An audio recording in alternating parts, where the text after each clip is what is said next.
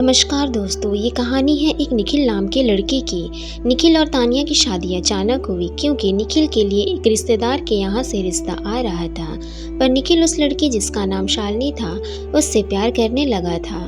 पर उसके परिवार के लोगों, माता पिता, बहनों को शालिनी को अपनी बहू बनाने में खुशी नहीं हो रही थी। वह नहीं चाहते थे कि निखिल की शादी शालिनी से हो, इसलिए उन्होंने चुपचाप एक लड़की जिसका नाम तानिया था अपनी बहू बनाने की ठानी। अचानक निखिल को फ़ोन करके बुला लिए और निखिल घर आया तो उसके परिवार वाले उसे तानिया के घर ले गए और तानिया के साथ निखिल की सगाई कर दिए।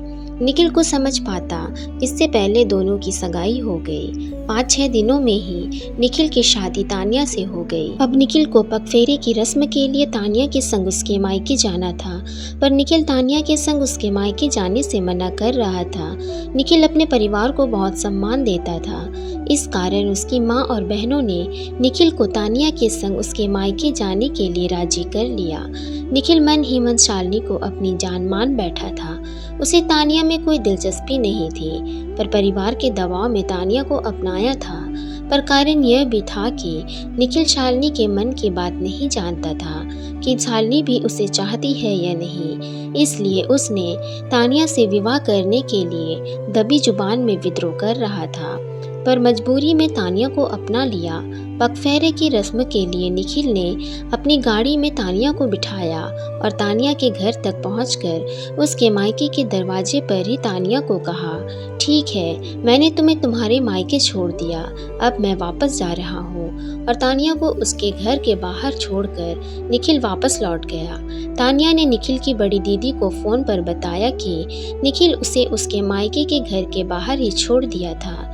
तानिया चाहती थी कि निखिल अपने ससुराल में आए और सबसे मिले और मुलाकात करे।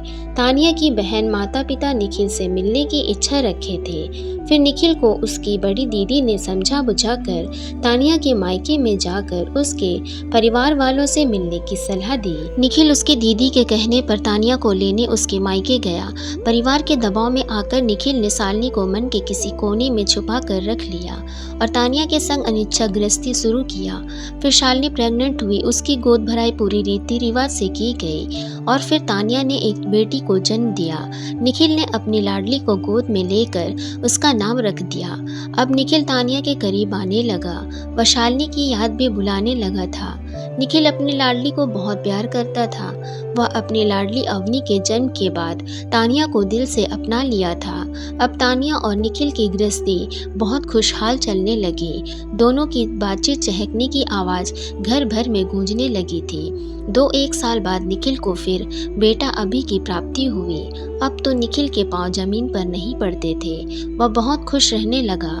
ऐसा लगने लगा कि निखिल ने शालिनी को कभी देखा भी नहीं हो। निखिल और तानिया अपने दोनों बच्चों के संग घूमने के लिए दूर दराज जाते थे। अवनी 3-4 साल की हुई थी कि निखिल की जिंदगी में प्रॉब्लम आ गया। तानिया एक टीचर थी। वह अपने घर से 2 घंटे का सफ़र तय करके अपनी नौकरी करने जाती थी। वह पहले घर का सारा काम निपटा कर तैयार होकर अपनी स्कूल जहां वह पढ़ाने जाती थी वहां पहुंचती थी। तानिया का स्कूल शहर से थोड़ी दूर एक गांव में था। वह रोज आना जाना करती थी क्योंकि उसे नौकरी के संग बच्चों व सास ससुर की सेवा भी करनी होती थी। निखिल शादी से पहले अपने शहर से बहुत दूर दूसरे शहर में नौकरी करता था। शादी के बाद परिवार वालों की सलाह पर निखिल ने अपनी नौकरी अपने शहर में करवा ली थी। वह अपनी नौकरी से छुट्टी मिलते ही घर लौटकर अपने बच्चों के संग टाइम बिताता था। एक दिन निखिल को प्रमोशन मिला। वह बहुत खुश था। निखिल अपनी खुशी तानिया से बांटने के इरादे से अपने ऑफिस से निकलकर तानिया को लेने उसके स्कूल में पहुंचा। स्कूल में जाने पर पता चला कि तानिया स्कूल से कुछ देर पहले ही निकल गई थी। वह प्रिंसिपल से मिलने गई यह जानकर निखिल उस प्रिंसिपल के ऑफिस पहुंचा, पर प्रिंसिपल के ऑफिस में तानिया नहीं मिली। उसने ऑफिस के कर्मचारी से पूछा कि तानिया यहाँ आई थी क्या। फिर उस ऑफिस कर्मचारी ने बताया, तानिया तो प्रिंसिपल के घर गई है। और निखिल तानिया को लेने प्रिंसिपल के घर पहुंचा। घर पर कोई नजर नहीं आया। घर पर नौकर था, उसने बताया साहब घर के अंदर है। निखिल उसके घर के भीतर पहुंचा। उसे एक कमरे में तानिया और प्रिंसिपल की आवाज़ सुनाई दी। वह तुरंत उस कमरे के नज़दीक पहुंचा। कमरे में नजर गई तो वह एक मूर्तिवत खड़ा रह गया। कमरे के बिस्तर पर तानिया और प्रिंसिपल को देख हैरान परेशान हुआ। निखिल पर तानिया की नज़र पड़ी। वह तुरंत बिस्तर से उतरी और अपने आप को ठीक करने लगी। तानिया तैयार होकर तुरंत कमरे से बाहर आ गई। वह घबरा रही थी कि निखिल ने सब देख लिया। इसके कारण निखिल पता नहीं कैसा व्यवहार करेगा। निखिल चुपचाप उस घर से बाहर निकल गया।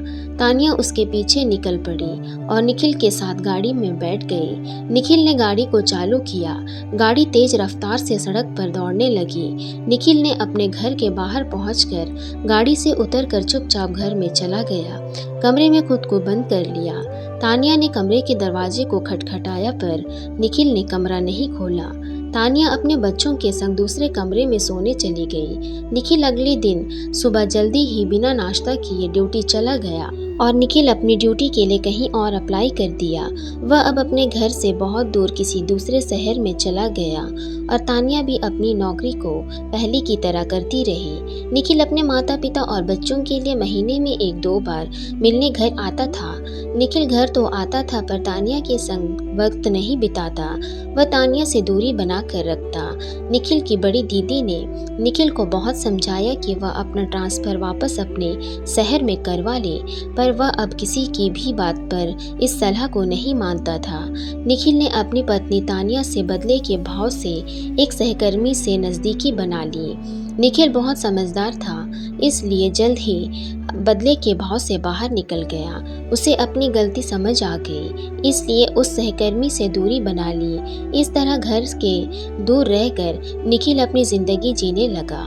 घर जाता, माता पिता और बच्चों को मिलकर वापस नौकरी पर लौट जाता। धीरे धीरे ज़िंदगी गुजरने लगी। निखिल के माता पिता का देहांत हो गया। निखिल के बच्चे बड़े हो गए थे।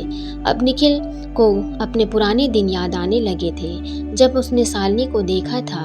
वह कितनी सुंदर पवित्र थी। फिर निखिल को पछतावा होने लगा कि उसने शायद अपने परिवार के दबाव में आकर तानिया से शादी ना किया होता तो शालिनी उसकी पत्नी होती। शालिनी के संग अगर शादी हो जाता तो वह एक खुशहाल जीवन बिता पाता। वह रात दिन शालिनी के बारे में ही सोचता। एक दिन उसे शालिनी की एक सहेली मिली, जिसने शालिनी की कहानी निखिल को बताई। निखिल मन ही मन यह सोचने लगा कि शालिनी को उसके पति ने अपनी गर्लफ्रेंड के कारण छोड़ दिया था। शालिनी का पति एक लापरवाह इंसान था। उसने शालिनी को बहुत यातनाएं दी। बेचारी शालिनी अपने जीवन को जी रही थी। निखिल शालिनी से मिलने गया। वहां जाकर उसने देखा कि शालिनी पहले जैसी सुंदर नहीं थी।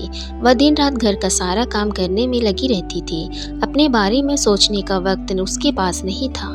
पति के अत्याचार सहती रहती थी। एक दिन उसके पति ने उसे घर से निकाल दिया। निखिल ने शालिनी की हालत देखा, उसे बहुत दुख हुआ। अब निखिल शालिनी के बारे में सोचकर उसके घर वालों से मिला और उसने शालिनी से अपनी शादी की बात उनसे कही। शालिनी के घर वालों ने सहमति दे दी। निखिल ने तानिया से तलाक लेकर शालिनी से शादी कर लिया। निखिल गुमसुम रहता था। वह शालिनी की सेवा से वह इतना प्रसन्न था कि उसने खुद को बदलना शुरू किया। वह अब शालिनी के संग हंसी मजाक करता, उसके संग घर के कामों में हाथ बटाता।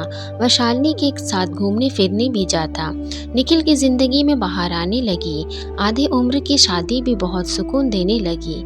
निखिल और शालिनी दोनों के जीवन में खुशियां आ गई। वह आनंद का जीवन गुजारने लगे।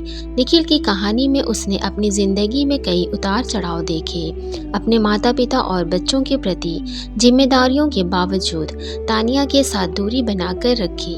बाद में जब उसने शालिनी की दुखद स्थिति देखी तो उसकी पुरानी यादें और पछतावा जाग उठा। शालिनी के प्रति उसका सहानुभूति और समझ ने उसे उसके परिवार से विवाह के लिए प्रस्ताव देने की प्रेरणा दी। तलाक के बाद जब उसने शालिनी से शादी की तो उसकी जिंदगी में खुशी और संतोष लौट आया। निखिल ने न केवल अपने जीवन को नया अर्थ दिया बल्कि शालिनी के साथ मिलकर एक खुशहाल जीवन व्यतीत किया। इस तरह उसने अपने पिछले जीवन को पीछे छोड़ते हुए एक नई शुरुआत की, जहां प्रेम, सम्मान और खुशियों का जीवन स्थापित हुआ। मैं उम्मीद करती हूँ कि आप लोगों को यह कहानी पसंद आई होगी। अगर पसंद आई तो वीडियो को एक लाइक, शेयर और एक प्यारा सा कमेंट कर दीजिए और इसी तरह की कहानी सुनने के लिए चैनल को सब्सक्राइब कर लीजिए। मिलते हैं अगली कहानी के साथ।